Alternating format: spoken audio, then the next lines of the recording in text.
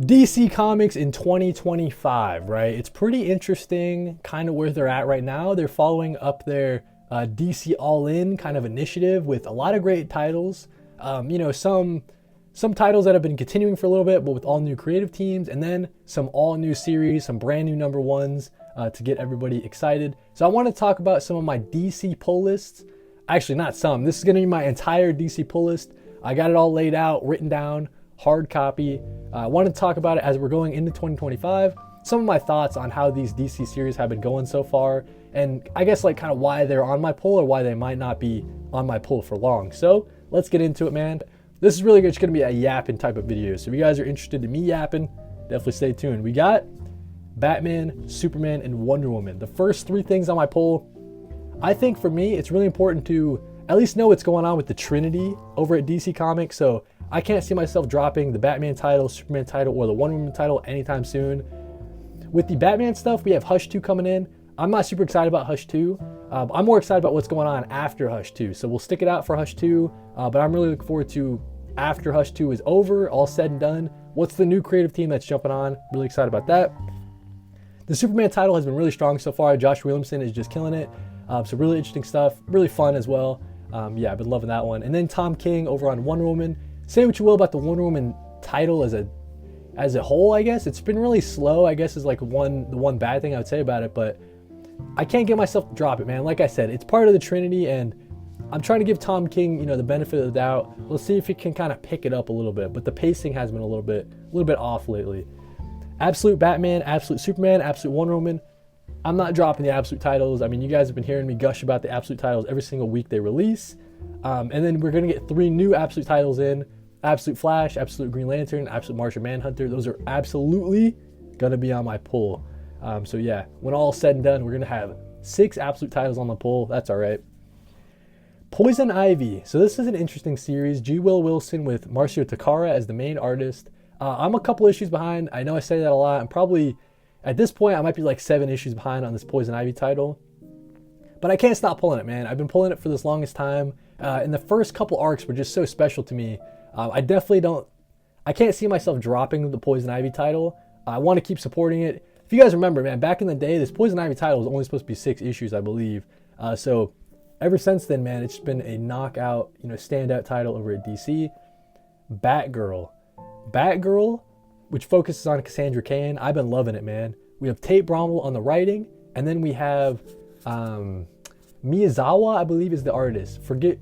Correct me if I'm wrong, but this series has been standout. The complicated family relationships with Shiva and Cassandra Cain, the complex mother and daughter type of relationship. I've been liking where this series is going, man. This organization is after Shiva and Cassandra Cain, so they kind of have to go into hiding. I'm liking where this is going, dude. Definitely gonna ride it out for a little bit longer. Birds of Prey from Kelly Thompson. I'm not dropping this series, man. What a fun series from start to finish. You can tell that Kelly Thompson really loves the Birds of Prey, just as a concept, and then down to the characters. I mean, just an all-star, cast of characters. Like, it's like a rotating cast. Like every now and then we'll get some new members added, some, leave the title for a little bit. But I've just been liking this Birds of Prey series. Really great stuff. JSA. This is Jeff Lemire's new series. Forgot who's on the art. I gotta remember it next time. But I'm not sure who's on the JSA as the artist. But Jeff Lemire writing JSA. I'm not dropping this. Been really strong so far. Two-Face has also been really strong. That's a title that I could see myself pulling until like the first volume has ended, and then we'll see where we go. But for right now, man, it's Christian Ward writing it, and then I think the artist is Vara. But it's been standing out so far, man. I really like this concept. Harvey Dent, he's trying to go good again, but the Two-Face persona is inside, trying to break out inside his kind of psyche. I've been liking it. Batman Dark Patterns. Best Batman book on stand. I mean, even with Absolute Batman being as good as it is, I really do think that Batman Dark Patterns is everything that I want in a Batman series. Dan Waters writing with Hayden Sherman on the art. It really gives me kind of honestly, dude, it gives me kind of like a Long Halloween type of vibe. Hayden Sherman's kind of art style. I think it's got that spirit, that Tim Sale spirit. So I've been liking Batman Dark Patterns. Definitely add that to your guys' pulls, but that's gonna be on my pulls until it's over. Batman and Robin Philip Kennedy Johnson series, I actually just dropped this, guys. Told my shop. It's just not my favorite. I explained it earlier in this video, but it's not my favorite Batman series, not my favorite Batman and Robin kind of characterization. So it just wasn't doing what I wanted it to do for a Batman and Robin series. Aquaman was a strong first issue. We're going to ride it out for a little bit longer, but I want to give Jeremy Adams the kind of space to breathe, because I really do appreciate Jeremy Adams, you can tell that Jeremy Adams loves comic books and he loves the superhero genre especially, so I've been liking everything Jeremy Adams is doing. Definitely want to support his Aquaman series for a little bit longer. Nightwing. This is Dan Watters. I was gushing about Dan Watters earlier.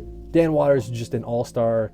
What an excellent writer, man. It really does feel like that, Dexter Soy and Dan Watters have got us covered with the Nightwing title. I know there were some worries that, after Bruno Redondo and Tom Taylor left the title, that it would take a nosedive, but I think they're keeping it right up there, man. It's not as, lighthearted as the previous Nightwing title, but I've been liking it. Dark and gritty. I think it's pretty sick. Action Comics. I just dropped Action Comics, guys. For the longest time, they've been doing their, Superman Superstars initiative, like a mini initiative, but where different creative teams come on and do like a, 3-issue arc or whatever for Superman. And not that it's been bad. I mean, some of the arcs I've liked a lot, but I think what I'm looking for is just like a long running, someone's creative vision, a writer, an artist, and they kind of just take it and do a whole long run. Kind of like how Philip Kennedy Johnson did his World stuff.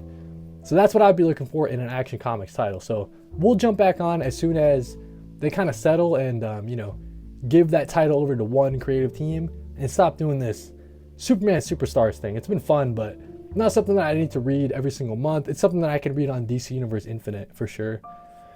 Detective Comics, we have Tom Taylor and Janine on the art.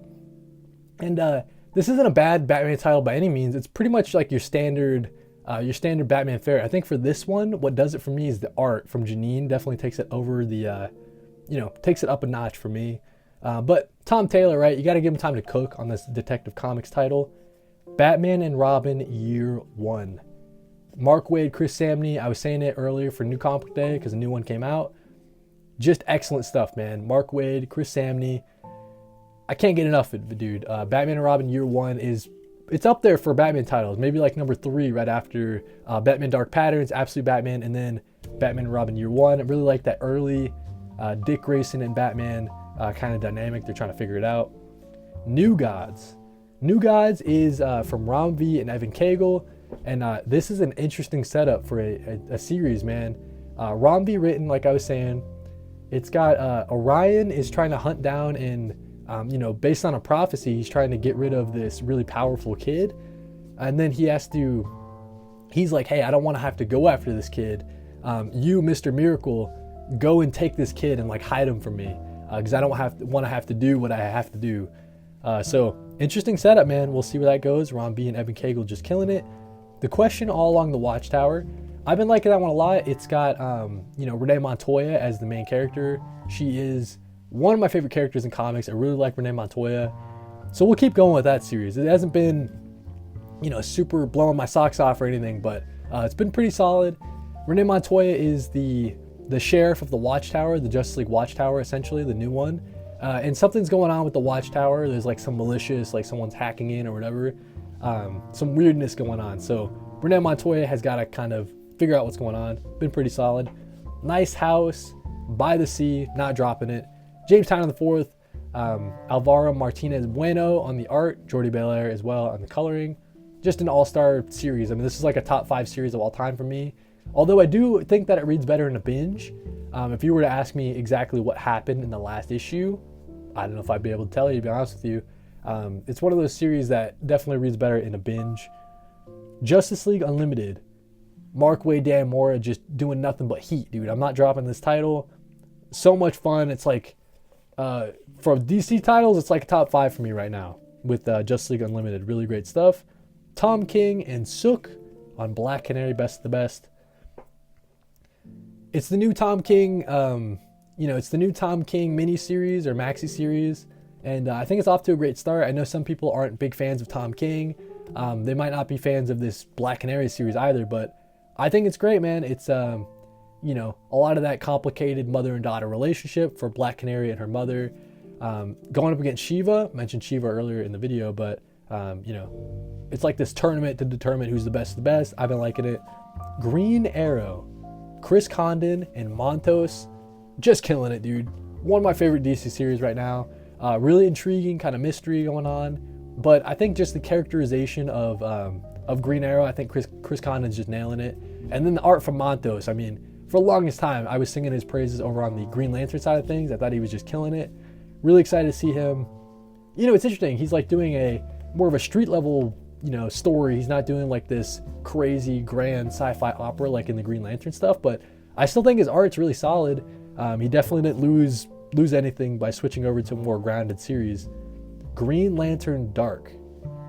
This is from Tate Bromble and Werther Deladera, the artist from Something Is Killing the Children. This is just a fun Elseworlds title. It's pretty intriguing so far. I will say I think it had like a little mini, not a hiatus, but like a delay. That kind of hurt it, I will say. Feel like this series has been out for like 5 months, but we've only gotten like 2 issues or something like that. But I'm liking where it's going so far. And then finally, Batman Superman World's Finest. Same kind of thing with Poison Ivy, dude. I cannot picture myself dropping this. I guess maybe you can make an argument that now that Dan Mora is off the title, there's more of a reason to drop it, sort of. And it's another one of the series that I'm a little bit behind on, maybe like 5 issues at this point. So I always try to say, man, if you're not reading your single issues, maybe that's a series you can drop. So maybe Batman Superman World's Finest is on the chopping block. I don't know. Interesting stuff. But yeah, that's what we got, man. That's my DC Comics pull list. You know, I wrote them all down here. As you guys can see, we have 26 by my count. 26 DC Comics pulls. Definitely too much, man. I'd like to get that to like under 20, like around 15, but it's tough, dude. It's tough. I definitely pulled more DC than anything else. Let me know that in the comments, guys. What is your DC Comics pull list? What are some DC Comics series that you've been really liking? What are some that you maybe just dropped off your pull list? I'd be interested to know. Thank you guys for watching this portion of the video. Last segment, dude, we're going to be talking about some of my favorite comic book writers and giving you some recommendations, right? So 3 comic book writers with a bunch of recommendations. Let's get into it.